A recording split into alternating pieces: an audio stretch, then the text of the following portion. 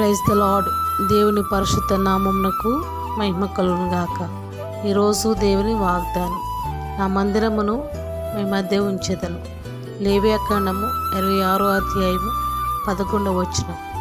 క్రీస్తునందు ప్రియమైన సహోదరి సహోదరులకు నా హృదయపూర్వక వందనములు తెలుపుచున్నాను.